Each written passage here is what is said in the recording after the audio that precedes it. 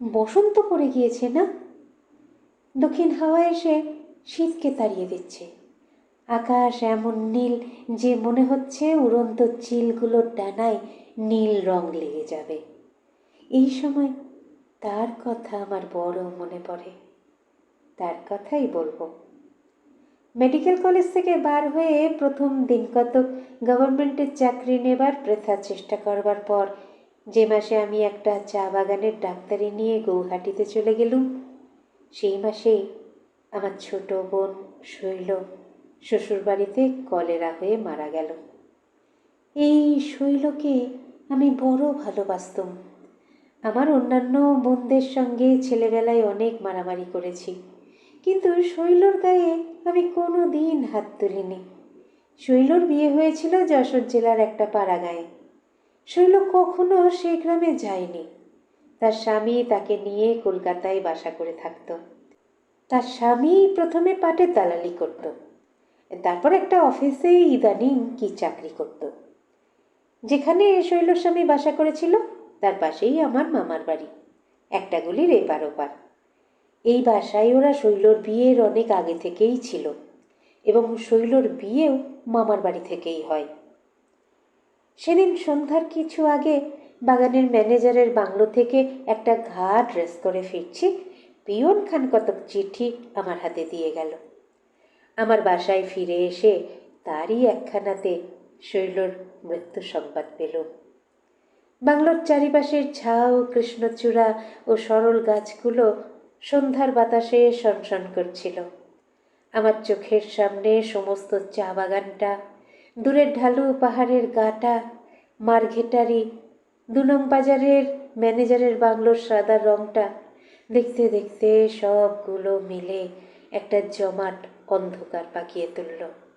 আলো জ্বালিয়ে চুপ করে ঘরের মধ্যে বসে রইলুম। বাইরের হাওয়া খোলা দুয়ার জানলা দিয়ে ঢুকতে লাগলো। অনেক দিনের শৈল যে। কলকাতা থেকে ছুটি পেয়ে যখন বাড়ি যেতুম, শৈল বেচারি আমায় তৃপ্তি দেবার পন্থা খুঁজে ব্যাকুল হয়ে পড়ত। কোথায় কুল, কোথায় কাঁচা তেঁতুল, কার গাছে কদবেল পেকেছে। আমি বাড়ি আসবার আগেই শৈল এসব ঠিক করে রাখত। নানা রকম মশলা তৈরি করে কাগজে কাগজে মুড়ে রেখে দিত। আমি বাড়ি গেলেই তার আনন্দ জড়ানো ব্যস্ততা ও ছুটোছুটির আর অন্ত থাকতো না। গ্রীষ্মের ছুটিতে আমি বাড়ি গেলে আমায় বেলের শরবত খাওয়াবার জন্যে পরের গাছে বেল চুরি করতে গিয়ে ঘরের পরের কত অপমান সে সহ্য করেছে। আমারই জুতো বুনে দেবে বলে তার উল বুনতে শেখা। সেই শৈল তো আজকের নয়। যত দূর দৃষ্টি যায় পেছন ফিরে চেয়ে দেখল কত ঘটনার সঙ্গে, কত তুচ্ছ সুখ দুঃখের স্মৃতির সঙ্গে কত খেলাধুলোয় শৈল জড়ানো রয়েছে। সে আজ ওই আকাশের মাঝখানকার জলজলে সপ্তর্ষি মণ্ডলের মতো দূরের হয়ে গেল। ঝাউ গাছের ডালপালার মধ্যেকার ওই বাতাসের শব্দের মতোই ধরা ছোঁয়ার বাইরে চলে গেল। তারপর দিন ছুটি নিয়ে দেশে চলে গেলুম। বাড়ির সকলকে সান্ত্বনা দিলুম। আহা, দেখলুম আমার ভগ্নিপতি বেচারা বড় আঘাত পেয়েছে। শৈলর বিয়ে হয়েছিল এই মোটে ৩ বৎসর। এই সময়ের মধ্যে সে বেচারা শৈলকে বড় ভালোবেসে ফেলেছিল। তাকে অনেক বোঝাবার চেষ্টা করলুম। শৈল প্রথম বুনতে শিখেই আমার ভগ্নিপতির জন্যে গলাবন্ধ বুনছিল। সেটা আত্মৈরী অবস্থায় পড়ে আছে। ভগ্নিপতি সেইটি আমার কাছে দেখাতে নিয়ে এলো। সেইটি দেখে আমার মনের মধ্যে কেমন একটু হিংসে হলো। আমার জুতো বুনে দেওয়ার জন্যে উল বুনতে শিখে শেষে কিনা নিজের স্বামীর গলাবন্ধ আগে বুনতে যাওয়া। তবু তো সে আজ নেই। পরে আবার গৌহাটি ফিরে গিয়ে যথারীতি চাকরি করতে লাগলো। দেশ থেকে এসে আমার ভগ্নিপতির সঙ্গে প্রথম প্রথম খুব পত্র লেখালেখি ছিল, তারপর তা আস্তে আস্তে বন্ধ হয়ে গেল। আর তার বিশেষ কোনো সংবাদ রাখতুম না। তবে মাঝে মাঝে মামার বাড়ির পত্রে জানতে পারতুম সে অনেকের অনুরোধ থাকা সত্ত্বেও পুনরায় বিয়ে করতে রাজি নয়। বিবাহ সে আর নাকি করবে না। এইরকম করে বিদেশে অনেক দিন কেটে গেল। দেশে যাবার বিশেষ কোনো টান না থাকাতে দেশে বড় যেতুম না। আমার মা বাবা অনেক দিন মারা গিয়েছিলেন, বোনগুলি সব বিয়ে হয়ে গিয়েছিল। আমি নিজেও তখন অবিবাহিত, কাজেই আমার পক্ষে দেশ বিদেশ দুই সমান ছিল। চা বাগানের কাজের কোনো বৈচিত্র্য ছিল না। সকালবেলায় ডাক্তারখানায় বসে নীরস একঘেয়েভাবে কুলিদের হাত দেখা, কলের পুতুলের মতো ঔষধ লিখে দেওয়া। রোগ তাদের যেন বড় একঘেয়ে রকমের, সাদা জ্বর, হিল ডায়রিয়া, বড় জোর কালা জ্বর, কালে ভদ্রে এক আধটা টাইফয়েড বা শক্ত রকমের নিউমোনিয়া। যখন হাতে কাজকর্ম বিশেষ থাকতো না তখন পড়তুম। না হয় আমার একটা খেয়াল আছে অপটিক্সের বালকতত্ত্বের চর্চা করা, তাই করতুম। বাংলোর একটা ঘর এই উদ্দেশ্যে আধার ঘর বা ডার্ক রুমে পরিণত করে নিয়েছিল। কলকাতা থেকে প্রতি মাসে অনেক ভালো ভালো লেন্স ও অপটিক্সের বই সব আনাতুম। বছর দিনেক এইভাবেই কেটে গেল। এই সময় মামার বাড়ির পত্রে জানলাম আমার ভগ্নিপতি আবার বিবাহ করেছে। সকলের স্বনির্বন্ধ অনুরোধ ও পীড়াপিড়ি সে নাকি আর এড়াতে পারলেন না। এতে মনে মনে আমি তাকে কোনো দোষ দিতে পারলুম না। শৈলর প্রতি তার ভালোবাসা অকৃত্রিম, তারই বলে সে এতদিন জুঝল তো। সেবার বৈশাখ মাসের প্রথমে দেশে গিয়ে মামার বাড়িতে উঠলুম। আমার এমন কতগুলো কথা অপটিক্স সম্বন্ধে মনে এসেছিল যা একজন বিশেষজ্ঞের নিকট বলা নিতান্ত আবশ্যক ছিল। আমার এক বন্ধু সেবার বিলেত থেকে এসে প্রেসিডেন্সি কলেজে বস্তুবিজ্ঞানের অধ্যাপক নিযুক্ত হয়েছিল। তার সঙ্গে সেসব বিষয়ের কথাবার্তা কইবার জন্যই আমার একরকম কলকাতায় আসা। তার ওখানে যাতায়াত আরম্ভ করলুম। সেও খুব উৎসাহ দিল। আমি অপটিক্স নিয়ে একেবারে মেতে উঠলুম। এই অবস্থায় একদিন সকালবেলা বারান্দায় বসে পড়ছি, হঠাৎ আমার চোখ পড়ে গেল সামনের বাড়ির জানলাটায়। সেইটাই আমার ভগ্নিপতির বাসা। দেখলুম কে একটি অপরিচিতা মেয়ে ঘরের মধ্যে কি যেন কাজ করছে। আমার দিক থেকে শুধু তার সুপুষ্ট হাত দুটি দেখা যাচ্ছিল, আর মনে হচ্ছিল তার পিঠের দিকটা খুব চওড়া। একটু পরেই সেই ঘরের ভেতর ঢুকলো আমার ভগ্নিপতির ছোট বোন টুনি। টুনির বিয়ে হয়ে গিয়েছে, বোধহয় সম্প্রতি শ্বশুরবাড়ি থেকে এসেছে। আমি গৌহাটি থেকে এসে পর্যন্ত ওদের বাড়িতে যাইনি। টুনিকে ডেকে জিজ্ঞাসা করলুম, টুনি, ওই মেয়েটি কি নতুন বউ? হ্যাঁ দাদা। দেখি একবার। টুনি মেয়েটিকে ডেকে কি বললে, তাকে জানলার কাছে নিয়ে এসে তার ঘোমটা খুলে দিলে। ভালো দেখা গেল না। গলির এপারে আমাদের মামাদের বাড়িটা উঠে গলির ওপারের বাড়ির ঘরগুলোকে প্রায় অপটিক চর্চার ডার্করুম করে তুলেছিল। দিনমানেও তার মধ্যে আলো যায় না। ভালো দেখতে না পেয়ে বললুম, হ্যাঁ রে, কিছুই তো দেখতে পেলুম না। টুনি হেসে উঠল, বললে, আপনি ওখান থেকে যে দেখতে পাবেন না তা আমি জানি, তার উপর তো আবার চশমা নিয়েছেন। তারপর কি ভেবে টুনি একটু গম্ভীর হলো, বলল, আপনি এসে পর্যন্ত তো এ বাড়িতে একবারও আসেননি দাদা, আজ দুপুরবেলা একবার আসবেন। দুপুরবেলায় ওদের বাড়ি গেলুম। বাড়ি ঢুকতেই মনে হলো 4-5 বছর আগে ভাইফোঁটা নিতে শৈলর নিমন্ত্রণে এ বাড়ি এসেছিলাম, তারপর আর এ বাড়িতে আসিনি। দালান পার হয়ে ঘরে যেতে বাড়ির মেয়েরা সব আমায় ঘিরে দাঁড়ালেন। তাদের সঙ্গে কথাবার্তা শেষ হয়ে গেলে টুনি বললে, দাদা, বউ দেখবেন আসুন। ঘরের মধ্যে গেলুম। টুনি নতুন বউয়ের ঘোমটা খুলে দিলে। ওর সামনে ঘোমটা দিতে হবে না বৌদি, উনি তোমার দাদা। মেয়েটি আধ ঘোমটা অবস্থায় গলায় আঁচল দিয়ে আমার পায়ের কাছে প্রণাম করল। দিব্যি মেয়েটি তো, রং খুব গৌরবর্ণ, ভারী সুন্দর মুখখানির গড়ন, এক রাশ কোকড়া কোকড়া ঠাসবুনানি কালো চুল মাথা ভর্তি, বেশ মোটা সোটা গড়ন, বয়স বোধ হয় 14-15 হবে। টুনির মা বললেন, মেয়েটির বাপ পশ্চিমে চাকরি করেন, সেখানেই বরাবর থাকেন। ওই এক মেয়ে, অন্য ছেলেপিলে কিছু নেই। তাদের সঙ্গে কি জানাশোনা ছিল, তাই এখানেই সম্বন্ধ ঠিক করে বিয়ে দিয়েছেন।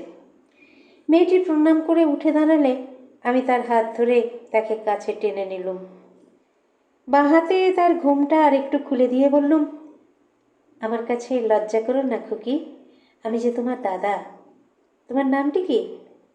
তার চোখের অসংকোচ দৃষ্টি দেখে বুঝলুম মেয়েটি সেই মুহূর্তেই আমার বোন হয়ে পড়েছে। সে খুব মৃদুস্বরে উত্তর দিল, উমা রানী। আমি বললুম, আচ্ছা, আমরা আর কতক্ষণ দাঁড়িয়ে থাকব? এসো উমা রানী, এই চৌকিটায় বসে তোমার সঙ্গে একটু কথা কই। আমি চৌকিতে তাকে কাছে নিয়ে বসালুম। খানিকক্ষণ তার সঙ্গে এ কথা সে কথা নানা কথা কইলুম।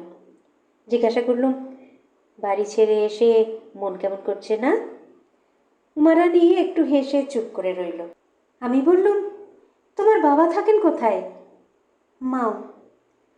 আমি মাওয়ের নাম কখনো শুনিনি। জিজ্ঞাসা করলুম, মাও সে কোনখানে বলো দেখি? সেন্ট্রাল ইন্ডিয়ায়। তোমার বাবা সেখানে কি কাজ করেন? কমিসারিয়েটে চাকরি করেন। তোমার আর কোনো ভাই বোন নেই না? না, আমার পর আমার আর এক বোন হয়, সে আতুরেই মারা যায়, তারপর আর হয়নি। বাড়ি ছেড়ে অনেক দূরে এসেছে, ভাবলুম হয়তো বাপ মায়ের কথা বলতে মেয়েটির মনে কষ্ট হচ্ছে। কথার গতি ফিরিয়ে দেওয়ার জন্য জিজ্ঞাসা করলুম, তুমি লেখাপড়া জানো উমা রানী?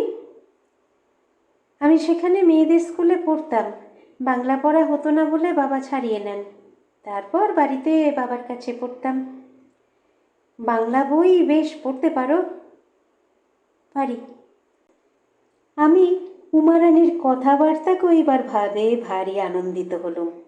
এমন সুন্দর শান্তভাবে সে কথাগুলো বলছিল মাটির দিকে চোখ দুটি রেখে, যে আমার বড় ভালো লাগলো। আমি তার মাথায় একটা আদরের ঝাঁকুনি দিয়ে বললুম, বেশ বেশ, ভারী লক্ষ্মী মেয়ে। আচ্ছা, অন্য আর এক সময়ে আসবো, এখন আসি। দাঁড়িয়ে উঠেছি। উমা রানী আবার সেই গলায় আঁচল দিয়ে আমার পায়ের কাছে প্রণাম করলে। আমি তাকে বললুম, খুব শান্ত হয়ে থেকো উমা রানী, কোনো দুষ্টুমি যেন করো না, তাহলে দাদার কাছে, বুঝলে তো? উমা রানী হেসে ঘাড় নিচু করে রইল। এর 5-6 মাস পরে পুজোর সময় আবার মামার বাড়ি এলুম। অষ্টমী পুজোর দিন দিনব্যাপী পরিশ্রমের পর একটা বড় ক্লান্তিবোধ হওয়াতে সন্ধ্যার আগে একটা ঘরের খাটে শুয়ে ঘুমিয়ে পড়েছিলুম। আমার মামার বাড়ি পুজো হতো।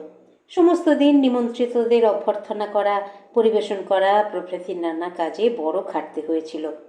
অনেক রাত্রে উঠে খেতে গেলুম। আমার ছোট ভাই খাবার সময় বললে, অনেকক্ষণ ঘুমিয়েছিলেন তো দাদা? দিদি এসেছিলেন আরতির সময়, আপনাকে দেখবার জন্য আপনার ঘরে গেলেন। আপনি ঘুমিয়ে আছেন দেখে আপনার পায়ে হাত দিলেন আপনাকে ওঠাবার জন্য, আপনি উঠলেন না। তারপর তারা সব চলে গেলেন। তিনি নাকি পরশু বাপের বাড়ি চলে যাবেন। আপনিও বেশি করে একবার ও বাড়ি যাবেন কাল। আপনার সঙ্গে দেখা না হওয়ায় দিদি বড় দুঃখ করে গিয়েছেন। আমি ঘুমের ঘোরে কথাটা তুলিয়ে না বুঝে বললুম, দিদি মানে? ও ও বাড়ির উমা রানী? হ্যাঁ, দিদি, টুনিদি এরা সব আরতির সময় এসেছিলেন কি না? উমা রানীর কথা আমার খুব মনে ছিল। তার সেই ভক্তিনম্র মধুর ব্যবহারটুকু আমার বড় ভালো লেগেছিল, তাই তাকে ভুলিনি। এবার চা বাগানে গিয়ে মেয়েটির কথা অনেকবার ভেবেছি। তার পরদিন সকালে উঠে কাজকর্মের পাশ কাটিয়ে এক ফাঁকে ওদের বাড়ি গেলুম।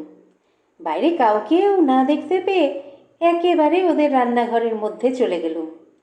টুনির মা বললেন, এসো বাবা, তা এতদিন এসেছ, এ বাড়িতে কি একবারও আসতে নেই?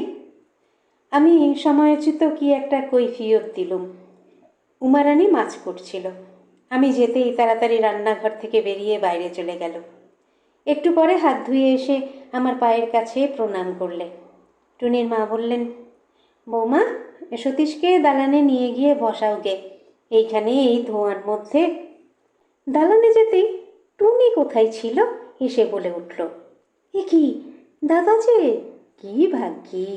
বৌদি দাদা দাদা বলে মরে, ফি দিন আমায় জিজ্ঞেস করে, দাদা পুজোর ছুটিতে বাড়ি আসবেন তো? দাদার তাই পড়ে গিয়েছে খোঁজ করতে। 4-5 দিন তো এসেছেন, এ বাড়ির চৌকাঠ মারালে চণ্ডী কি অশুদ্ধ হয়ে যায় শুনি? আমাকে একটু অপ্রতিভই হতে হলো। উমা রানীর কোকড়া চুলে ভরা মাথাটিতে হাত বুলিয়ে দিতে দিতে বললাম, হ্যাঁ রে রানী, দাদার কথা তাহলে ভুলিসনি? টুনির কথায় মেয়েটির খুব লজ্জা হয়েছিল। সে মুখ নিচু করে আমার কাপড়ের কোণ হাতে নিয়ে চুপ করে নাড়তে লাগলো। আমি দালানে একটা খাটের ওপর বসেছিলাম। উমারানী নিচে আমার পায়ের কাছটিতে বসেছিল। আমি জিজ্ঞাসা করলাম, শচীশ বলছিল দিদি চলে যাবে সোমবারের দিন, সে কথা কি ঠিক? উমারানী নত মুখেই উত্তর দিল, বাবা চিঠি দিয়েছিলেন একাদশীর দিন নিয়ে যাবেন, কিন্তু আজও তো এলেন না। ওর গলা সুরটা যেন একটু কেঁপে গেল। ওর বিরহী বালিকার হৃদয়টি মা বাপের জন্য ভূষিত হয়ে উঠেছে বুঝে সান্ত্বনা সুরে বললুম, আসবেন, আজ তো মোটে নবমী। আচ্ছা, কলকাতা কেমন লাগলো রানী? উমারানী উত্তর দিল, বেশ ভালো। আমি তার নত মুখখানির দিকে চেয়ে বললুম, তা নয় রে রানী, ভালো কখনোই লাগেনি। দাদার খাতিরে ভালো বললে চলবে না। কোথায় পশ্চিমের অমন জল হাওয়া আর এই ধুলো ধোঁয়া, ভালো লাগতেই পারে না। উমারানী একটুখানি হেসে চুপ করে রইল। জিজ্ঞাসা করলুম, পশ্চিমে পুজো হয় রে রানী? সে বললে, ঠিক এ দেশের মতো হয় না, হিন্দুস্থানিরা কি একটা করে, সেও অনেকটা এই রকমের। আর সেখানে এ সময় রামলীলার খুব ধুম হয়। আমি উঠে আসবার সময় উমারানী আবার একবার আমার কাছে নত হয়ে প্রণাম করল। আমি বললুম, রানী, আমি যতবার আসবো যাব ততবারই কি আমায় একটা করে প্রণাম করতে হবে? উমারানী বোধ হয় এই প্রথমবার আমার দিকে চোখ তুলে তাকিয়ে বলল, কাল বিকেলে আসবেন দাদা? এর আগে উমারানী কখনো আমায় দাদা বলে ডাকেনি। আমি ওর দাদা ডাক শুনে বড় আনন্দ পেলুম। বললুম, কাল তো বিজয়া দশমী, আসবো বই কি। তারপর দিন বিজয়া দশমী। সন্ধ্যার পর ওদের বাড়ি গেলুম, সকলকে প্রণাম করলুম। টুনি এসে বললে, আপনি দালানের পাশের ঘরে যান, ওখানে বৌদি আছেন। আমি সে ঘরের দোর পর্যন্ত গিয়ে ঘরের মধ্যে ঢুকে সুন্দর দৃশ্য দেখলুম। তাতে ঘরের মধ্যে যাওয়া বন্ধ করে আমায় দূরের কাছে দাঁড়িয়ে থাকতে হলো। দেখি ঘরের মধ্যে খাটের ওপর বসে আমার ছোট ভাই শচীশ, তার বয়স 12-13। তার পাশে উমারানী দাঁড়িয়ে খাটের পাশে একটা টেবিলের ওপরকার একখানা রেকাবি থেকে খাবার নিয়ে শচীশের মুখে তুলে দিয়ে তাকে খাওয়াচ্ছে। ওদের দুজনকারই পিছন আমার দিকে। এমন কোমল স্নেহের সঙ্গে উমারানী শচীশের কাঁধের ওপর তার বাঁ হাতটি দিয়ে স্নেহময়ী বড় দিদির মতো আপন হাতে তার মুখে খাবার তুলে দিচ্ছে যে আমার মনে হলো আজ শৈল বেঁচে থাকলে সে এর বেশি করতে পারত না। উমারানীর প্রতি এতদিনে অননুভূত একটা স্নেহরসে আমার মন সিক্ত হয়ে উঠল। আমি খানিকক্ষণ দোরের কাছে চুপ করে দাঁড়িয়ে থেকে ঘরের ভেতর ঢুকে পড়ে উমারানীকে বললুম, লুকিয়ে লুকিয়ে ছোট ভাইকে শুধু খাওয়ালে হবে না, দাদাকে কি খেতে দিবি রে রানী? বেচারি উমারানীর মুখ লাল হয়ে উঠল লজ্জায়। সে এমন থতমত খেয়ে গেল হঠাৎ যে খামোকা যে এত প্রণাম করে, আজ বিজয়ার প্রণাম করতে সে ভুলে গেল। একটা কি কথা অস্পষ্টভাবে বার দুই বলে সে মাথা নিচু করে রইল। আমি তার দিকে চেয়ে চুপ করে দাঁড়িয়ে রইলুম। আজ যে তাকে ধরে ফেলেছি, তার ভাই বোনবিহীন নির্জন প্রাণটি কিসের জন্যে তৃষিত হয়ে আছে, আজ যে বার করে ফেলেছি। আজ অনুভব করছিলাম জগতের মধ্যে ভাই বোনের একটু স্নেহ পাবার জন্যে ব্যাকুল এমন অনেক হৃদয়কে আজ আমি আমার বড় ভাইয়ের উদাস স্নেহ ছায়াতলে আশ্রয় দিয়েছি। একটু বুক জুড়ানো তৃপ্তিতে আমার মন ভরে উঠল। সেই সময় টুনি সেই ঘরে ঢুকে আমার সামনের টেবিলে থালা ভরা মিষ্টান্ন রেখে বলল, দাদা একটু মিষ্টিমুখ করুন। আমি টুনিকে বললুম, আয় টুনি, সকলে মিলে। উমারানীকে খাটের উপর বসালুম, খাবার সকলকেই দিলুম। উমারানী লজ্জায় একেবারে আড়ষ্ট, কপালে বিন্দু বিন্দু ঘাম জমে গেল তার লজ্জার চোটে। বেচারি লজ্জায় আর ঘামে হাঁপিয়ে মারা যায় দেখে তার ঘুমটা বেশ করে খুলে দিলুম। বললুম, আমি দাদা, আমার কাছে লজ্জা কি রে রানী, আমার লক্ষ্মী ছোট বোনটি? জলযোগ পর্ব সমাধা করে বাইরের দালানে এসে টুনির মায়ের সঙ্গে গল্প করতে আরম্ভ করলুম। একটু পরে তিনি উঠে রান্নাঘরে চলে গেলেন। আরও খানিক পরে আমি উঠতে যাচ্ছি, উমা রানী কাছে এসে দাঁড়ালো। জিজ্ঞাসা করলুম, রানী, আজ ঠাকুর বিসর্জন দেখলি না? উপরের ঘরের জানলা থেকে দেখছিলুম, বেশ ভালো। অনেক রকমের প্রতিমা না? হ্যাঁ, কত সব বড় বড়। তারপর একটু চুপ করে থেকে আমার দিকে চেয়ে বললে, দাদা, কাল আসবেন না? আমি বললুম, সে কি বলতে পারি, সময় পাই তো আসবো, আবার শিগগির চলে যাব কি না, অনেক কাজ আছে। আপনি কি খুব শিগগির যাবেন দাদা? হ্যাঁ, বেশি দিন তো ছুটি নেই, পূর্ণিমার পরেই যেতে হবে। উমারানী নত মুখে চুপ করে রইল। বললুম, তা তোকেও তো আর বেশি দিন থাকতে হবে না রে। উমারানী বললে, বাবা বোধ হয় কাল আসবেন। ওকে একটু সান্ত্বনা দেবার জন্য বললুম, তবে আর কি, এই দুটো দিন কোনো রকমে কাটালেই তো। সে একটু চুপ করে থেকে তারপর যেন ভয়ে ভয়ে বললে, যাবার আগে একবারটি এবারই আসতে পারবেন না দাদা? বললুম, খুব খুব, আসবো বই কি, নিশ্চয়ই আসবো। এর 6-7 দিন পরে গৌহাটি রওনা হলুম। এই কদিন নানা কাজে ব্যস্ত হয়ে চারিদিকে ঘুরতে হয়েছিল। শচীশের মুখে শুনেছিলুম উমারানীর পশ্চিমে যাওয়া হয়নি, কী কারণে তার বাবা তাকে নিতে আসতে পারেননি। শচীশ মাঝে মাঝে বলতো, দাদা, যাবার আগে একবার দিদির সঙ্গে দেখা করে যাবেন, তিনি আপনার কথা প্রায়ই বলেন। ইচ্ছা থাকলেও গৌহাটি যাওয়ার আগে উমারানীর সঙ্গে দেখা করা আমার আর ঘটেনি। গৌহাটি গিয়ে এবার অনেক দিন রইলুম। উমারানীর কথা প্রথম প্রথম আমার খুব মনে হতো, তারপর দিন কতক পরে তেমন বিশেষ করে আর আমার মনে হতো না। ক্রমে প্রায় ভুলেই গেলুম। কিছুদিন পরে গৌহাটির চাকরি ছেড়ে দিলুম। শিলচর, দার্জিলিং, নানা চা বাগান বেড়ালুম। 2-1টা হাসপাতালেও কাজ করলুম। সবসময় নির্জনে কাটাতুম। একা বাংলোয় থেকে থেকে এমন হয়েছিল, অনেক লোকের ভিড়, অনেক লোকের একসঙ্গে কথাবার্তা সহ্য করতে পারতুম না।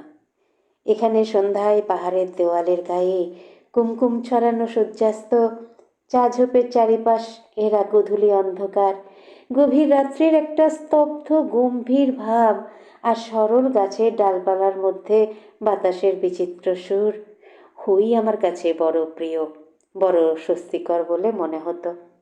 বসবার ঘরটিতে সাজিয়ে রেখেছিলাম জগতের যুগ যুগের জ্ঞানবীরদের বই, যাদের প্রতিভা আমাদের সুন্দরী বসুন্ধরার অতীত শৈশবের, তার রহস্যময় বালিকা জীবনের তমসাচ্ছন্ন ইতিহাসের পাতা আলোকোজ্জ্বল করে তুলেছে, যাদের মনীষার যোগদৃষ্টি অসীম শূন্যের দূরতা ভেদ করে বিশাল নক্ষত্র জগতের তত্ত্ব অবগত করাচ্ছে।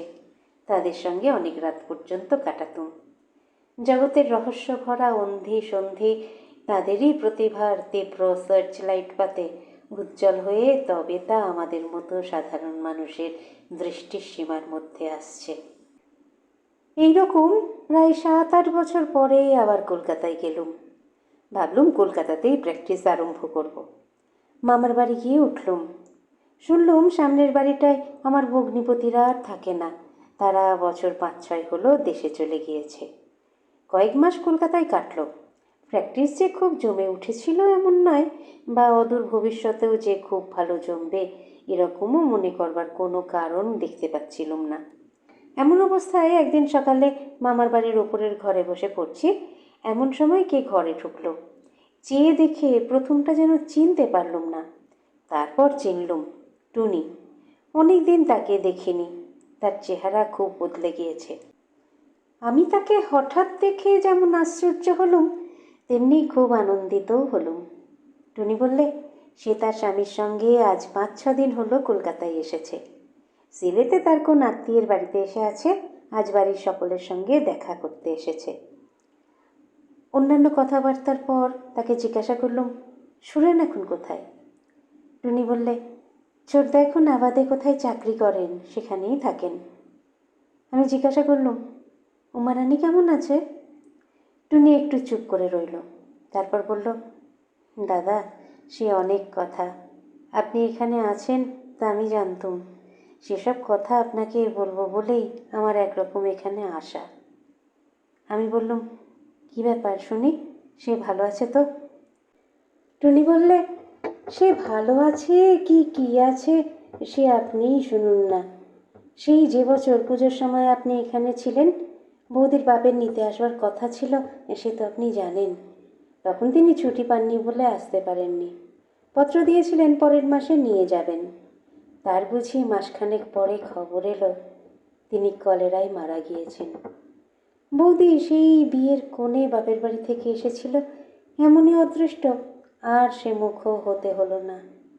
তারপর আমি জিজ্ঞাসা করলুম, উমারানীর মা? টনি বললে, শুনুন না, মা আবার কোথায়, তিনি তো বৌদির বিয়ে হবার আগেই মারা গিয়েছিলেন। তারপর এদিকে আবার দাদা তার সঙ্গে বিশেষ কোনো সম্বন্ধ রাখেন না। তিনি সেই যেখানে চাকরি করেন সেখানেই থাকেন। বৌদি থাকেন চাপা পুকুরের বাড়িতে পড়ে। দাদা চিঠিপত্রও দেন না। বৌদি বড় শান্ত, বড় চাপা মেয়ে। সে মুখ ফুটে কখনো কিছু বলে না, কিন্তু তার মুখের দিকে চাইলে বুক ফেটে যায়। মেয়ে মানুষের যে কী কষ্ট সে আপনি বুঝবেন না দাদা। যতদিন মা ছিলেন বৌদিকে কষ্ট জানতে দেননি, তা তিনিও আজ 2 বছর মারা গিয়েছেন। বাড়িতে আছেন শুধু পিসিমা। সেই শান্ত ছোট্ট মেয়েটির ওপর দিয়ে এত ঝড় বয়ে গিয়েছে শুনে আমার মনে বড় কষ্ট হলো। জিজ্ঞাসা করলুম, সুরেন্দ্রের এমন ব্যবহারের মানে কি? টুনি বললে, তা তিনিই জানেন। তবে তিনি নাকি বলেন জোর করে তাঁর বিয়ে দেওয়া হয়েছে, বিয়ে করবার তাঁর কোনো ইচ্ছে ছিল না। এই সব। বড়দাও দেশের বাড়িতে থাকেন শুধু পিসিমা। কাজেই বৌদির মুখের দিকে চেয়ে তাকে একটু যত্ন করে দুটো কথা বলে এমন একটা লোক পর্যন্ত নেই। পিসিমা আছেন, কিন্তু সে না থাকারই মধ্যে। সে খানিকক্ষণ চুপ করে রইল। তারপর বললে, আপনাকে একটা কথা বলি দাদা, আপনি একবার তার সঙ্গে দেখা করে আসুন। আপনাকে সে যে কী চোখে দেখে তা বলতে পারি না দাদা। সেবার চাপা পুকুরে গিয়েছিলুম। বৌদি বললে, আমার দাদার কথা কিছু জানো ঠাকুরছি? আপনি এদেশ ওদেশ করে বেড়াচ্ছেন শুনে সে কেঁদে বাঁচে না। মাঝে মাঝে যখনই তার কাছে গিয়েছি আপনার কথা এমন দিন নেই যে সে বলেনি। বলে, ভগবান আমার ভাইয়ের অভাব পূর্ণ করেছেন দাদা আর শচীশকে দিয়ে। এখনো পর্যন্ত ফি চিঠিতেই আপনার খোঁজ নেয়। তা বড্ড পোড়া কপালি সে। কারুর কাছ থেকে কোনো স্নেহই কোনো দিন সে পেল না। আপনার পায়ে পড়ি দাদা, আপনি তাকে একবার গিয়ে দেখে আসুন। আপনি গেলে সে বোধহয় অর্ধেক দুঃখ ভোলে। ছাদের আলিশার ওপর থেকে রোদ নেমে গেল। পাশের বাড়ির চিল ছাদের ওপর বসে একটা কাক একঘেয়ে চিৎকার করছিল। আমি জিজ্ঞাসা করলুম, সুরেন কি মোটেই বাড়ি যায় না? টুনি বললে, সে একরকম না যাওয়াই দাদা। বছরে হয়তো 2 বার, তাও গিয়ে 1-8 দিন থাকেন। তাও যান কি সেজন্যে? কিস্তি নাকি সেই সময় যার কাছে যা খাজনা পাওয়া যাবে তাই আদায় করতে। তারপর অন্যান্য 1-8টা কথাবার্তার পর টুনি চলে গেল। সেদিন বিকেলে সেনেট হলে একজন বিখ্যাত বৈজ্ঞানিকের বক্তৃতা ছিল। তিনি কেমব্রিজ থেকে এসেছিলেন আমাদের বিশ্ববিদ্যালয়ে বক্তৃতা দিতে। বক্তৃতার বিষয়টি ছিল যেমন চিত্তাকর্ষক, বক্তৃতার অর্থাংশ ও বক্তার যুক্তি প্রণালী ছিল তেমনি দুর্বোধ্য। আরম্ভ হবার সময় ছাত্রের দলে হল ভরা থাকলেও বেগতিক বুঝে বক্তৃতার মাঝামাঝি তারা প্রায় সরে পড়েছিল। কেবল জনকতক নিতান্ত নাচরবান্দা রকমের ছাত্র তখনও হলে বিভিন্ন অংশে ইতস্তত বিক্ষিপ্ত অবস্থায় বসেছিল। বক্তা খ্যাতনামা অধ্যাপক, রয়্যাল সোসাইটির ফেলো। তাঁর ব্যাখ্যার মৌলিকতার মোহে সকলেই তার বক্তৃতায় অত্যন্ত আকৃষ্ট হয়ে পড়েছিল। বিশ্ববিদ্যালয়ের বিশেষ পোশাক পরা সৌম্যমূর্তির ঋজুদেহ অধ্যাপককে সত্যদ্রষ্টার ঋষির মতো বোধ হচ্ছিল। বক্তৃতা শুনতে শুনতে কিন্তু আমার মন ভেসে যাচ্ছিল বক্তৃতার বিষয় থেকে অনেক দূর, কলকাতার ইট পাথরের রাজ্য থেকে অনেক দূর। অভাগিনী বনটি যেখানে নিঃসঙ্গ জীবনযাপন করছে সেইখানে। মাঝে মাঝে হলের খোলা দুয়ার দিয়ে জ্যোৎস্না ওঠা বাইরের দিকে চেয়ে থাকতে থাকতে উমারানির বালিকা মুখখানি বড় বেশি করে মনে পড়ছিল। আর মনে পড়ছিল তার সেই মিনতি ভরা দৃষ্টি, অনেকদিন পরে বাবাকে দেখতে পাওয়ার জন্যে তার সেই করুণ আগ্রহ, তার আদর ভরা দাদা ডাকটি অনেকদিন পরে আবার মনে পড়ল। ভাবলুম সত্যি কারুর কাছ থেকে স্নেহ কখনো সে পায়নি। আজ বিজ্ঞানের গভীর তত্ত্বকথার রস আমার স্নায়ুমণ্ডলী বেয়ে সমস্ত দেহে যখন পুলক ছড়িয়ে দিচ্ছে, তখন আমার মনের উন্নত আনন্দের অবস্থার সঙ্গে আমার অভাগিনী স্নেহবঞ্চিতা বোনটির নির্জন জীবনের অবস্থা কল্পনা করে আমার মন যেন কেঁদে উঠল। বাইরের জগতে যখন এত বিচিত্র স্রোত বয়ে যাচ্ছে, তখন সে কি ঘরের কোণে বসে দিনরাত চোখের জলে ভাসবে? জগতের আনন্দ বার্তা তার কাছে বহন করে নিয়ে যাবার কেউ কি নেই? বাইরে যখন এলুম তখন গোলদিঘির জলের উপর চাঁদ উঠেছে, কিন্তু ধোঁয়া ভরা আকাশের মধ্যে দিয়ে জ্যোৎস্নার শুভ্র মহিমা আত্মপ্রকাশ করতে পারছে না।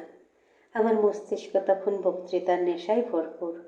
পুকুরের জলের ধারে সবুজ ঘাসের মাঝে মাঝে মরশুমি ফুলের ক্ষেতগুলো আমার চোখের সামনে এক নতুন মূর্তি ধরেছে।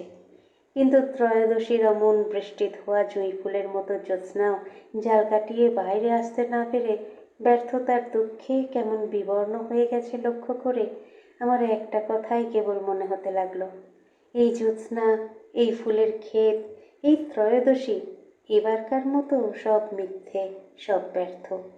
ও জ্যোৎস্না প্রতীক্ষায় থাকুক সেই শুভরাত্রির, যে রাতে আকাশ ভরা সার্থকতা ওকে বরণ করে নেবে ফোটা ফুলের ঘন সুগন্ধের মধ্যে দিয়ে, তরুণ তরুণীদের অনুরাগ নম্র দৃষ্টির বিনিময়ের মধ্যে দিয়ে, গভীর রাতের নীরবতার কাছে পাপিয়ার আকুল আত্মনিবেদনের মধ্যে দিয়ে। বাড়ি এসে ভাবতে ভাবতে এতদিন নানা কাজের ভিড়ে আমার যে বোনটিকে আমি হারিয়ে বসেছিলাম, তারই কাছে স্নেহের বাণী বয়ে নিয়ে যেতে আমার প্রাণ ব্যাকুল হয়ে উঠল। এর কয়েকদিন পরে কলকাতা ছেড়ে বার হলুম উমারানির কাছে যাব বলে। শীত সেদিন নরম পড়ে এসেছে। ফুটপাত বেয়ে হাঁটতে হাঁটতে দক্ষিণ হাওয়া অতর্কিতভাবেই গায়ের ওপর এসে পড়ে উৎপাত শুরু করে দিয়েছে। পরদিন বেলা প্রায় 2টোর সময় ওদের স্টিমার স্টেশনে নেমে শুনলাম ওদের গাঁ সেখান থেকে প্রায় 4 ক্রোশ। হেঁটে যাওয়া ছাড়া নাকি আর কোনো উপায় নেই। কখনো এদেশে আসিনি। জিজ্ঞাসা করতে করতে পথ চলতে লাগলুম। কাঁচা রাস্তার দুধারে মাঠ, মাঝে মাঝে লতা পাতায় তৈরি বড় বড় ঝোপ। কোনো কোনো ঝোপের তাজা সবুজ ঘন বুনানের মাথা আলো করে ফুটে আছে সাদা সাদা মেটে আলুর ফুল। মাঠে মাঠে মাটির ঢেলার আড়ালে ঝুপসি গাছে দ্রোণ ফুলের খই ফুটে আছে। মাঠ ছাড়ালে গ্রামের মধ্যে দিয়ে যেতে মাটির পথের ওপর অভ্যর্থনা বিছিয়ে রেখেছে রাশি রাশি সজনে ফুল। গ্রামের হাওয়া আমের ফুলের আর বাতাবি নেবু ফুলের গন্ধে মাতাল। বুনোকুলে আর বইচি গাছের বনে কোনো কোনো মাঠ ভরা। পরন্ত রোদে গাছপালার তলায় ঘন ঝোপের মধ্যে ফাঁকা জায়গায় ছোট ছোট পাখির দল কিচকিচ করছে। মাঝে মাঝে কোনো কোনো জঙ্গলের কাছ দিয়ে যেতে যেতে কোনো অজ্ঞাত বনফুলের এমনি সুগন্ধ বেরুচ্ছে যে তার কাছে খুব দামি এসেন্সের গন্ধ হার মানে।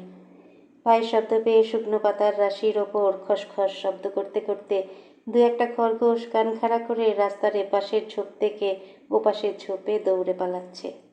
মাঠের মাঝে মাঝে দূরে দূরে শিমুল ফুলের গাছগুলো দক্ষিণ হাওয়ার প্রথম স্পর্শেই আবেশ বিধুরা তরুণীর মতো লাল হয়ে উঠেছে। অনেকগুলো গ্রাম ছাড়িয়ে যাওয়ার পর একজন দেখালে মাঠ ছাড়িয়ে এবার পড়বে চাঁপা পুকুর। গ্রামের মধ্যে যখন ঢুকলুম তখন গ্রামের পথ অন্ধকার হয়ে গিয়েছিল। আশেপাশে নানা বাড়ি থেকে পল্লী লক্ষ্মীদের সাঁঝের শাঁখের রব নিস্তব্ধ বাতাসে মিলিয়ে যাচ্ছিল। কোন ঘরটি আলো করে আছে আমার স্নেহের বোনটি? কোন গৃহস্থের আঙিনার আধার আজ দূর হয়ে উঠল তার সেবাচঞ্চল চরণের শান্ত মধুর ছন্দে? রাস্তার মধ্যে এক জায়গায় কতগুলো ছেলেকে দেখতে পেয়ে তাদের কাছে গিয়ে জিজ্ঞাসা করাতে তাদের মধ্যে একজন বললে, আসুন সে বাড়ি আপনাকে পৌঁছে দিচ্ছি। খানিক রাস্তা এগিয়ে গিয়ে সে পাশের একটা সরু পথ বেয়ে চলল।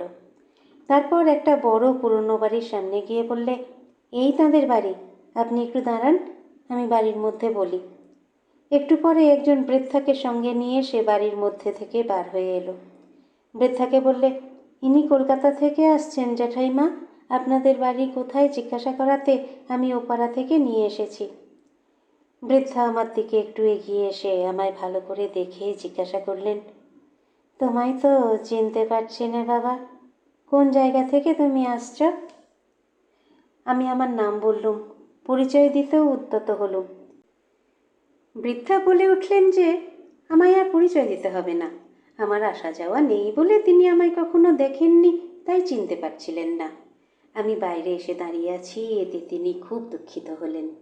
আমি কেন একেবারে বাড়ির মধ্যে গেলুম না? আমি তো ঘরেরই ছেলে, আমার আবার বাইরে দাঁড়িয়ে ডাকাডাকি করার কি দরকার ছিল, ইত্যাদি ইত্যাদি। তার সঙ্গে আমি বাড়ির মধ্যে ঢুকলুম। কেবল মনে হতে লাগলো 8 বছর। আজ 8 বছর পরে কি জানি উমারানী কেমন আছে, সে কেমন দেখতে হয়েছে। আজ সম্পূর্ণ অপ্রত্যাশিতভাবে আমায় দেখে সে যে আনন্দ পাবে, সে আনন্দের পরিমাণ আমি একটু একটু বুঝছি। আমার বুকের তারে তার প্রতিধ্বনি গিয়ে বাজছে।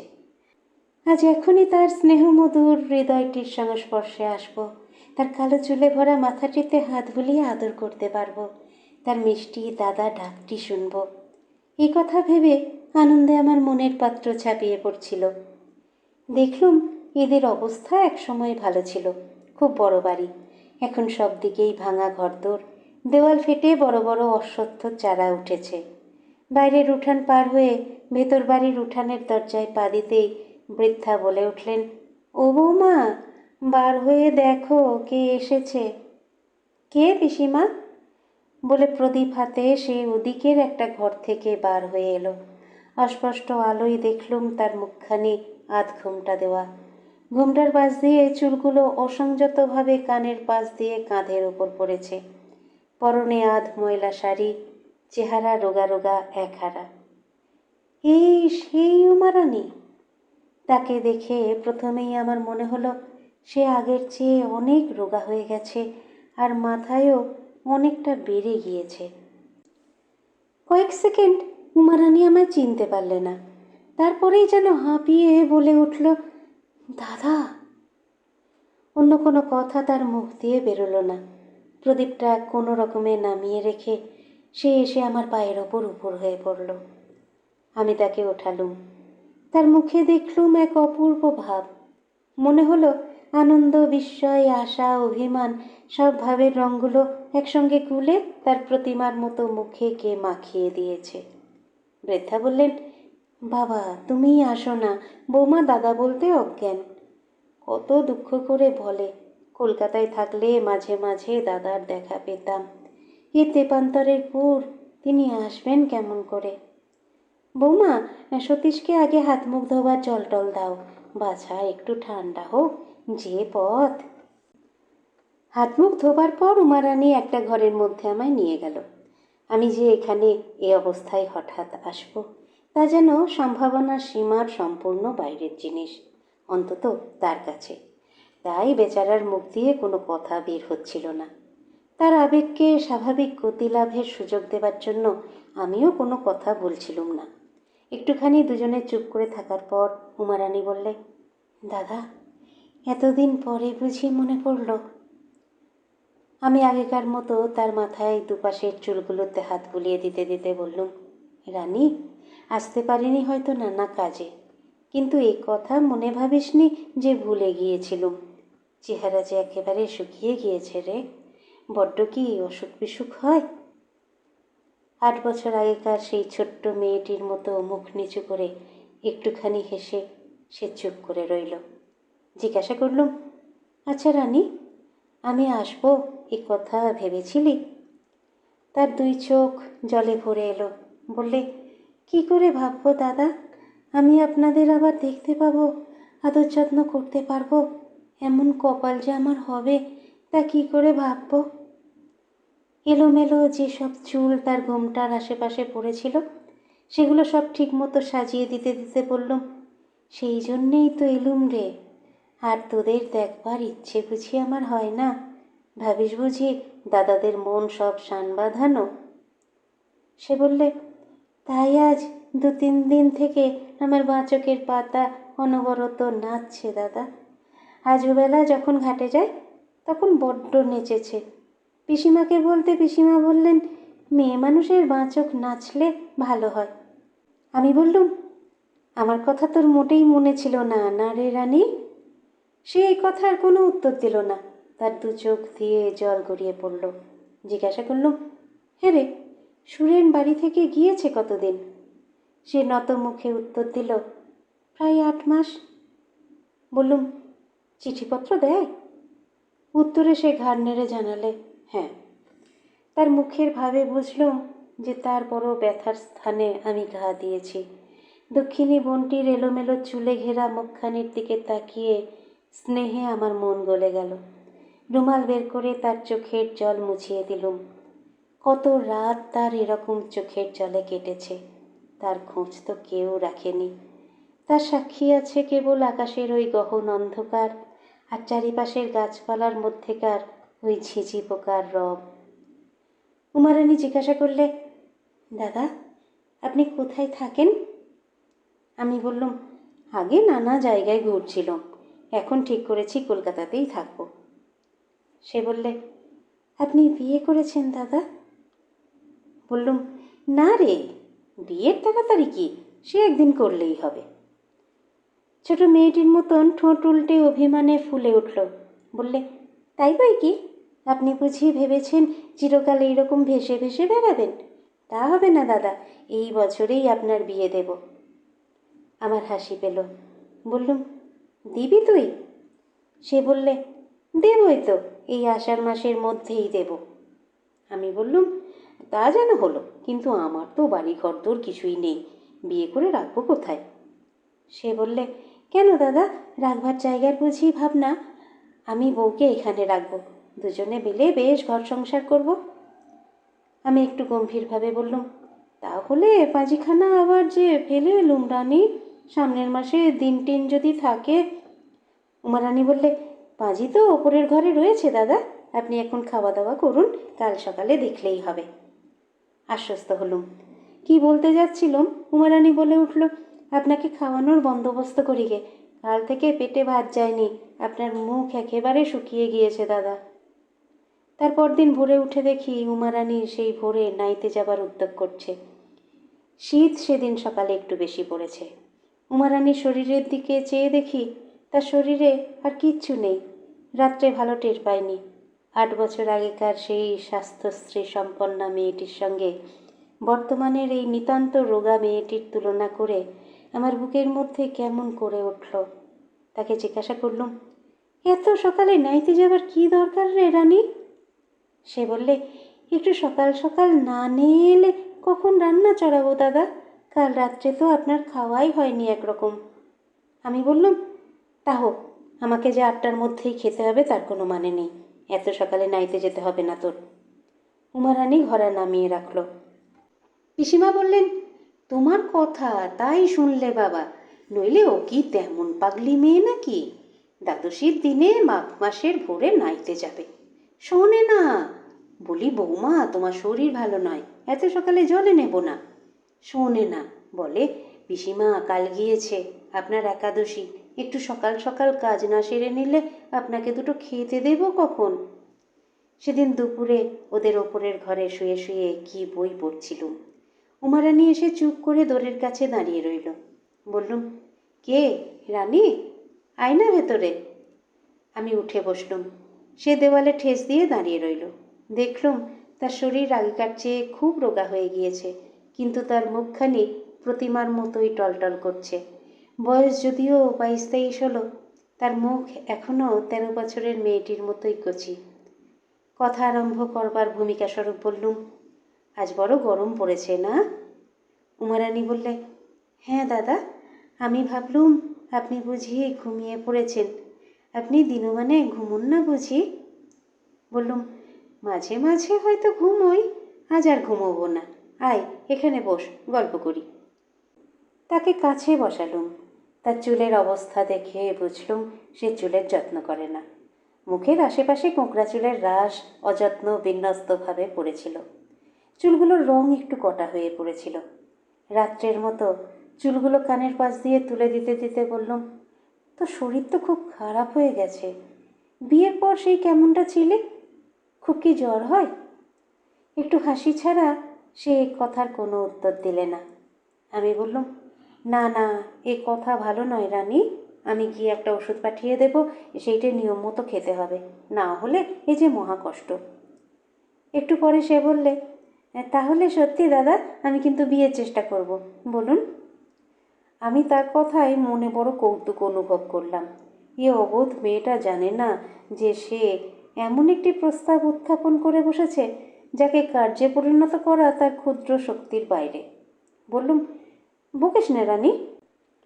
খানিকক্ষণ হয়ে গেল সে আর কথা কয় না দেখে পেছন ফিরে দেখি ছেলে মানুষে হঠাৎ ধমক খেলে যেমন ভরসাহারা চোখে তাকায়, তার চোখে তেমনি দৃষ্টি। মনে হলো একটু ভুল করেছি। উমারানী সেই ধরনের মেয়ে যারা নিজেকে জোর করে কখনো প্রচার করতে পারে না, পরের ইচ্ছের সঙ্গে ইচ্ছে মিলিয়ে দিয়ে স্রোতের জলের শ্যাওলার মতো যারা জীবন কাটিয়ে দিতেই অভ্যস্ত। স্নেহ সুখে সে আবোল তাবোল বকছিল। এর সঙ্গে অত্যন্ত সতর্ক হয়ে ব্যবহার করতে হবে। বাতাস লজ্জাবতী লতার সঙ্গে যতটা সতর্ক হয়ে চলে তার চেয়েও। কথাটা যতটা পারি সামলে নেবার জন্যে বললুম, তোর যদি সত্যি সত্যি বিয়ে দেবার ইচ্ছে থাকতো তাহলে তুই পাঁচিখানা আনতিস।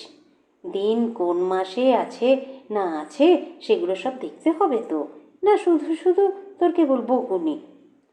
উমারানীর মুখ উজ্জ্বল হয়ে উঠল। চোখের সে ভয় ভয় দৃষ্টিটা কেটে গেল। আমার কথার মধ্যে সে আমার বকুনির একটা কারণ খুঁজে পেল। বোধহয় বিয়ে করবার জন্যে নিতান্ত উৎসুক দাদাটির ওপর তার একটু কৃপাও হলো।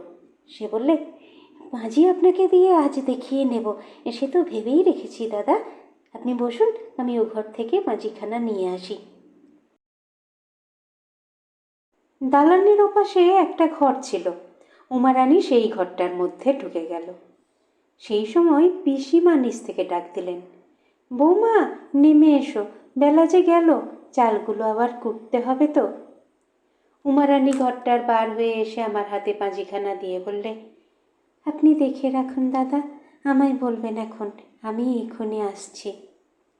সে নিচে নেমে গেল। তখন বেলা একটু পড়ে এসেছে। নিচের বাগানের সদ্য ফোটা বাতাবি লেবু ফুলের গন্ধে ঘরের বাতাস ভুরভুর করছে। বাগানের পথের পাশে সজনে গাছগুলো ফুলে ভর্তি।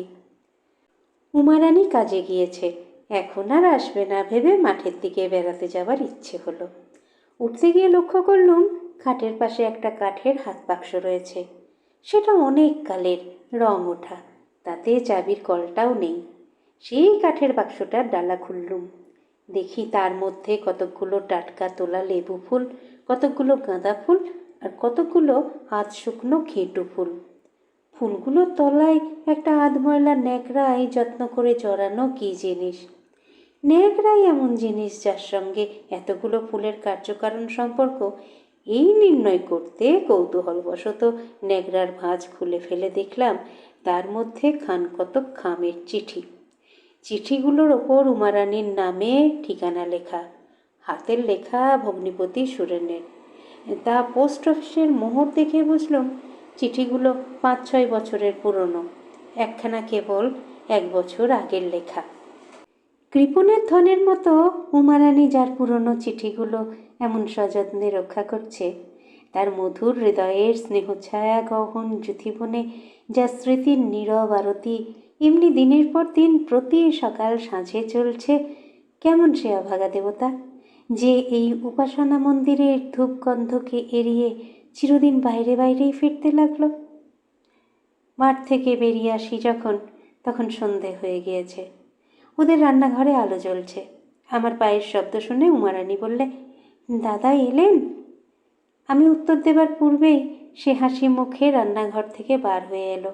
বললে, দাদা বুঝি আমাদের দেশে বেরিয়ে বেড়াচ্ছেন? কোন দিকে বেরিয়ে এলেন? নদীর ধারে বুঝি? তারপর সে বলল, দাদা আপনি রান্নাঘরে বসবেন, আমি আপনার জন্য পিঁড়ি পেতে রেখেছি। পিসিমা বললেন, বৌমা যত অনাছিষ্টি, এখানে বাছাকে ধোঁয়ার মধ্যে বসিয়ে রাখা। আমি বললাম, আমার কোনো কষ্ট হবে না, এখানেই বসি পিসিমা। রান্নাঘরের মধ্যে গিয়ে বসলুম। উমারানী খাবার তৈরি করে রেখেছিল, আমায় খেতে দিল, তারপর কাজ করতে বসে গেল। দেখলুম সে অনেকগুলো চালের গুঁড়ো, ময়দা ইত্যাদি উপকরণ নিয়ে খুব উৎসাহের সঙ্গে পিঠে তৈরি শুরু করেছে। পিসিমা খুবই বৃদ্ধা, তিনি কাজকর্ম বিশেষ কিছু করতে পারেন না। খাটতে সবটাই হচ্ছিল উমারানীকে। রোগা মেয়েটির অবস্থা দেখে বড় কষ্ট হলো। ভাবলুম, কেন অনর্থক পিঠে করতে বসে মিথ্যে কষ্ট পাওয়া। সেবার অবশ্য আনন্দে উমারানী যা করতে বসেছে তার বিরুদ্ধে কোনো কথা বললুম না। জিজ্ঞাসা করলুম, রানী, আমায় পিঠে করতে শিখিয়ে দিবি? উমারানীর বড় লজ্জা হলো। মুখটি নিচু করে সে বললে, দাদা, আমরা বেঁচে থাকতে পিঠে খাওয়ার ইচ্ছে হলে আপনাকে কি পিঠে গড়ে নিতে হবে যে আপনি পিঠে করতে শিখবেন? পিসিমা বললেন, না, তোমার দাদার পিঠে খাবার ইচ্ছে হলে এই 7 লঙ্কা পাড়ি দিয়ে এসে তোমার এখানে খেয়ে যাবেন। উমারানী চুপ করে রইল। আমি বললুম, তা কেন পিসিমা? ও তার আর এক উপায় বার করেছে, শোনেননি বুঝি? পিসিমা বললেন, কি বাবা? আমি বললুম, এই আষাঢ় মাসের মধ্যে ওর দাদার বিয়ে দেবে। পিসিমা বললেন, তা বৌমা তো ঠিক কথাই বলেছে বাবা, এত বড়টি হয়েছ, আর কি বিয়ে না করা ভালো দেখায়? সংসারী হতে হবে তো। উমারানী বলে উঠল, ভালো কথা দাদা, দিন তখন তো আর দেখা হলো না পাঁজিতে, আমি আর ওপরে যেতে পারলুম না, অবশ্যই করে বলবেন খাওয়ার পর রাত্রে। আমি বললুম, বলবো রে, বলবো, এতদিন তো মনে ছিল না তোর, এখন সামনে পেয়ে বুঝি দাদার ওপর ভারী মায়া। পিসিমা বললেন, ও তোমার তেমন পাগলি বোন নয় বাবা, সে কথা বুঝি বৌমা বলেনি তোমায়? আজ 3-4 বছর হলো ওরা যখন প্রথম কলকাতা থেকে এখানে আসে, তখন বৌমা একজোড়া পশমের জুতো বুনে রেখেছে তোমার জন্যে। বলে, দাদা দুঃখ করেছেন যে আমার বোন আমার জুতো বুনে দেওয়ার জন্যে উলবোনা শিখে প্রথম কিনা জুতো বুনল তার স্বামীর, তা আমি এবার দাদাকে পশমের জুতো পরাবো। তারপর ওদের আর কলকাতা যাওয়া হলো না, সুরেনের অন্য জায়গায় চাকরি হলো। তুমিও আর কখনো এদিকে আসনি। কাল তুমি আসতেই বৌমার যে কি আহ্লাদ। আমায় বললে, পিসিমা, আমার সাধ এইবার পড়ল, এতদিন পরে দাদাকে পশমের জুতো পরাতে পারবো। উমারানীর চোখ দুটো লজ্জায় নিচু হয়ে রইল। প্রদীপের আলোয় উজ্জ্বল তার মুখখানি কিশোরীর মুখের মতো এমন লাবণ্য মাখা, অথচ কচি মনে হচ্ছিল যে বোধ হলো নোলক পড়লে তাকে এখনো বেশ মানায়। তারপর নানা কথায় আর খাওয়া শেষ হতে অনেক রাত হয়ে গেল। সেদিন অনেক রাত্রে যখন ওপরের ঘরে শুতে গেলুম, তখন চাঁদ উঠেছে। গভীর রাতের মৌন শান্তি সেদিন বড় করুণ হয়ে বাজল আমার মনে। আজ অনেকক্ষণ উমারানীর নিকট বসে থেকে একটা জিনিস বেশ বুঝতে পেরেছি। উমারানীর থাইসিস হয়েছে। মৃত্যু ওর শান্ত ললাটে তার তিলক পরিয়ে ওকে বরণ করে রেখেছে। শিগগির ওকে বেরিয়ে পড়তে হবে অনন্তের পথের তীর্থযাত্রায়। উমারানী 1 গ্লাস জল দিতে আমার ঘরে ঢুকলো। জল নামিয়ে রেখে বলল, কই দাদা, সে পাঁজিখানা? তার মুখখানির দিকে চেয়ে বড় মন কেমন করে উঠল। বললুম, রানী, এদিকে আয়। এ কথা আমার মনে উঠল না যে উমারানী আমার আপন বোন নয়, বা আমাদের দুজনেরই বয়স কম। আমিও যেমন নিঃসংকোচে বললুম, সেও তেমনি নিঃসংকোচে এসে আমার পায়ের কাছে খাটের নিচে মাটিতে বসল। 8 বছর আগের মতো আজও ওকে আদর করে তার বিদ্রোহী চুলগুলো কানের পাশ দিয়ে তুলে দিতে দিতে বললুম, রানী, জুতোর কথা কে বলেছিল রে তোকে? উমারানী অসীম নির্ভরতার সঙ্গে ছোট্ট মেয়েটির মতো খাট থেকে ঝোলানো আমার পায়ের ওপর তার মুখটি লুকিয়ে রাখলে। হুরে, স্নেহ যদি রোগ সারানোর ওষুধ হতো, তাহলে আমি বড় ভাইয়ের স্নেহ তোকে শিশিতে ভরে দাগ কেটে ডাক্তারি ওষুধের মতো দিয়ে যেতুম। আমার প্রশ্নের কোনো উত্তর তার কাছ থেকে পেলুম না, কেন পেলুম না তাও একটু পরেই বুঝলুম। একমাত্র লোক যে ওই জুতোর কথা জানে বা যার কাছে আমি একসময় এই কথা বলেছিলুম সে হচ্ছে সুরেন। সুরেনই বোধহয় বিয়ের পর কোনো এক সময় উমারানীকে কথা বলে থাকবে। বড় ভাইয়ের কাছে ছোট বোনটি তো আর সে কথা বলতে পারে না। বললুম, রানী, একটা কথা জিজ্ঞেস করি। টুনি বলছিল, মানে সুরেন কি ঠিক চিঠিপত্র দেয়, বাড়িটারি আসে? উমারানী বড় জড়সড় হয়ে গেল। আমার কথার কোনো উত্তর দিল না, মুখও তুলে নিলে না। আগের মতো আমার পায়ের ওপর মুখটি লুকিয়ে চুপ করে রইল। অনেকক্ষণ কেটে গেল। তারপর বুঝলুম সে কাঁদছে। তাকে সান্ত্বনা কী বলে দেব ঠিক বুঝতে পারলুম না। শুধু তার মাথার চুলগুলোর ওপর পরম স্নেহে হাত বুলিয়ে দিতে লাগলুম। বেশি দিন না রে সোনার বোনটি, বেশি দিন না, তোর মেয়াদ ফুরিয়ে এসেছে। ব্যর্থ নারীর হৃদয়ে রুদ্ধ আবেগ পরম নির্ভরতার সঙ্গে তার দাদার বুকে নিঃশেষে ঢেলে দিয়ে যখন সে নিচে শুতে নেমে গেল, চাঁদের আলোর তলায় ঘুমন্ত বাতাস, সজনে ফুলের মিষ্টি গন্ধে তখন স্বপ্ন দেখছে। এর 2-3 দিন পরে তাদের ওখান থেকে চলে আসবার জন্য প্রস্তুত হলাম। এর আগেই চলে আসতুম, কলকাতায় অনেক কাজ ছিল আমার, কিন্তু উমারানীর করুণ মিনতি এড়াতে না পেরে কিছু দেরি হয়ে গেল। কাপড় পরে তৈরি হয়েছি, উমারানী কাঁদো কাঁদো মুখে এসে নিকটে দাঁড়ালো। আমায় বললে, আবার কবে আসবেন দাদা? বললুম, আসবো রে, আবার পুজোর সময় আসবো। সে বললে, সে যে অনেক দিন। না দাদা, আপনি আষাঢ় মাসে রথের সময় আসবেন। আমাদের এখানে রথের বড় জাঁকজমক হয় দাদা, আর আমি কিন্তু আপনার বিয়ে দেবই এই বছরে। লক্ষ্মী দাদামণি, আপনার পায়ে পড়ি, আপনি অমত করবেন না। তারপর সে সেই পশমের জুতো জোড়া বের করে আমার সামনে মাটিতে রাখলে। বললে, আমি আন্দাজে বুনেছি, আপনি পায়ে দিয়ে দেখুন দেখি দাদা, হবেক্ষণ বোধ হয়। জুতো জোড়াটা পায়ে দিয়ে ঠিক হয়েছে দেখে উমারানী বড় খুশি হলো। তার সমস্ত মুখখানা সার্থকতার আনন্দে উজ্জ্বল হয়ে উঠল। তারপর সে আবার বললে, দাদা, আমি আপনার গরিব বোন, কখনো আসেন না এখানে। যদি বা এলেন, না পারলুম ভালো করে খাওয়াতে দাওয়াতে, না পারলুম আদর যত্ন করতে, এসে শুধু কষ্টই পেলেন। কি করব, আমার যেমন কপাল। অনেক দিন আগেকার মতো সেই রকম গলায় আঁচল দিয়ে সে আমায় প্রণাম করলে। তার চোখের জল আমার পায়ের ওপর টপ টপ করে ঝরে পড়তে লাগলো। আমি তাকে উঠিয়ে তার মাথায় হাত বুলিয়ে দিতে দিতে বললুম, রানী, তুই আমার মায়ের পেটের বোনই। এ কথা ভুলে যাস নে কখনো যে তোর বড় ভাই এখনো বেঁচে আছে। যখন চলে আসি তখন সে তাদের বাইরের বাড়ির দোর ধরে দাঁড়িয়ে রইল। আস্তে আস্তে পেছন ফিরে দেখলুম সে কাতর চোখে এক দৃষ্টে চেয়ে আছে। যখন পথের বাঁক ফিরেছি তখনও তাকে দেখা যাচ্ছিল। বেলা শেষের হলদে রোদ সুপারি গাছের সারির ফাঁক দিয়ে তার রুক্ষ কোঁকড়া চুলে ঘেরা বিষণ্ণ মুখখানির ওপর গিয়ে পড়েছিল। বছরখানেক পরে আমি আবার চাকরি নিয়ে গেলুম ময়ূরভঞ্জ রাজস্ট্রেটে। সেখানে থাকতে সুরেনের এক পত্রে জানলুম উমারানী মারা গিয়েছে। যাবেই তা জানতুম। সেবার যখন তার কাছ থেকে চলে আসি তখনই বুঝে এসেছিলুম এই তার সঙ্গে শেষ দেখা। সুরেনকে এসে পত্র লিখেছিলুম উমারানীর অবস্থার কথা বলে, কোনো একটা ভালো জায়গায় তাকে কিছুদিন নিয়ে যেতে। সুরেন লিখেছিল জমিদারের কাজ আদায়পত্র হাতে, পুজোর সময় বরং দেখবে, এখন যাবার কোনো উপায় নেই ইত্যাদি। উমারানী মারা গেল সেই ভাদ্র মাসে। তারপর আরও বছরখানেক কেটে গেল।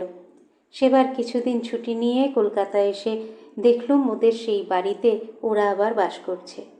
আমি এসেছি শুনে টুনি দেখা করতে এলো। খানিক এ কথা সে কথার পর টুনি কাগজে মোড়া একটা কি আমার হাতে দিল। খুলে দেখি মেয়েদের মাথায় দেবার কতকগুলো রূপোর কাঁটা। টুনি বললে, বৌদি যে ভাদ্র মাসে মারা যায় আমি সেই শ্রাবণ মাসে চাঁপাপুকুর গিয়েছিলুম।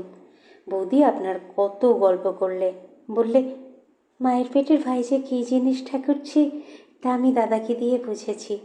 আমার বড় ইচ্ছে আমি দাদার বিয়ে দিয়ে তাকে সংসারী করে দেব। দাদা আমার ভেসে ভেসে বেড়ান, কেউ একটু যত্ন করবার নেই, ওতে আমার বড় কষ্ট হয়। ওই রূপোর কাঁটাগুলো সে গড়িয়েছিল আপনার বিয়ে হলে আপনার বউকে দেবার জন্যে। সে আষাঢ় মাসে ওগুলো গড়িয়েছিল, আমি গেলে আমায় দেখিয়ে বললে, ইচ্ছে ছিল সোনার চিরুনি দিয়ে দাদার বউয়ের মুখ দেখব, কিন্তু এত পয়সা কোথায় পাবো? এই বছরেই দাদার বিয়ে না দিলে নয়। বিয়ে হোক, তারপর চেষ্টা করে গড়িয়ে দেব। কাঁটা ওর বাক্সে তোলা ছিল। তারপর ভাদ্র মাসে বৌদি মারা গেল, আমি তার বাক্স থেকে কাঁটাগুলো বের করে এনেছিলাম আপনাকে দেব বলে। কোথায় পয়সা পাবে? সারা বছর জমিয়ে যা করেছিল তাতেই ওইগুলো গড়িয়েছিল। দাদা তো এক পয়সাও তার হাতে দিতেন না। সংসার খরচ বলে যা দিতেন তাতে সংসার চলাই ভার।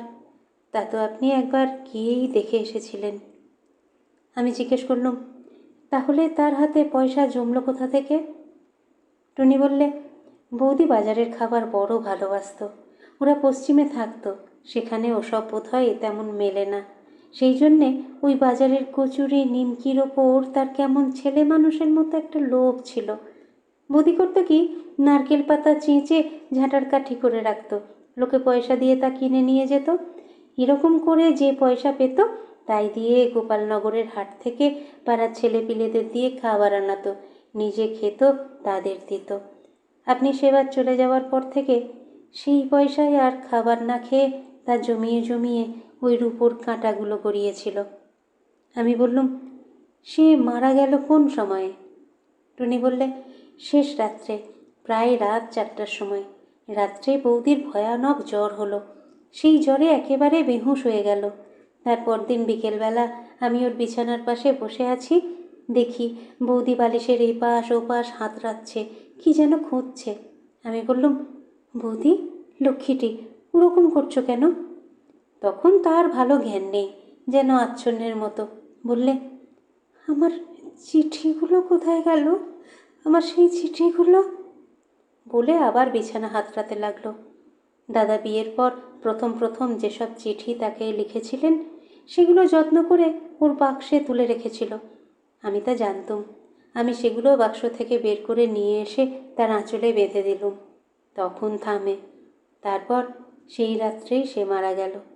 যখন তাকে বার করে নিয়ে গেল তখনও তার আঁচলে সেই চিঠিগুলো বাঁধা। আমি জিজ্ঞেস করলুম, সুরেন সে সময় ছিল না? টুনি বললে, ছোটদাকে টেলিগ্রাম করা হয়েছিল, তিনি যখন এসে পৌঁছলেন তখন বৌদিকে দাহ করা হয়ে গিয়েছে। অনেক বছর হয়ে গিয়েছে। এখনও শীতের অবসানে যখন আবার বাতাবি লেবুর ফুল ফোটে, সজনে তলায় ফুল কুড়োবার ধুম পড়ে যায়, পাড়াগাঁয়ের বন ঝোপ ঘেঁটু ফুলে আলো করে রাখে, পুকুরের জলে কাঞ্চন ফুলের রাঙা ছায়া পড়ে, ফাগুন দুপুরের আবেশ বিভোর রোদ আকাশে বাতাসে থরথর করে কাঁপতে থাকে, তখন আপন মনে ভাবতে ভাবতে কার কথা যেন মনে পড়ে যায়। মনে হয় কে যেন অনেক দূর থেকে এলোমেলো চুলে ঘেরা কাতর মুখে এক দৃষ্টে চেয়ে আছে।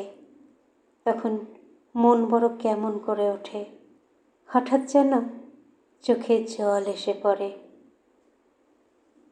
আপনাদের মতামত আমাকে সমৃদ্ধ করে, তাই অবশ্যই বলবেন আজকের গল্প পাঠ আপনাদের কেমন লাগলো। যারা চ্যানেলটিকে সাবস্ক্রাইব করেছেন তাদের অসংখ্য ধন্যবাদ। আর যারা এখনো পর্যন্ত সাবস্ক্রাইব করেননি তারা একটু কষ্ট করে সাবস্ক্রাইব করে নিয়ে সঙ্গে থাকুন না প্লিজ। একটু লাইক শেয়ার এগুলো নিশ্চয়ই বলে দিতে হবে না? সুস্থ থাকবেন, সুন্দর থাকবেন আর অপেক্ষা রাখবেন পরবর্তী গল্পের। নমস্কার।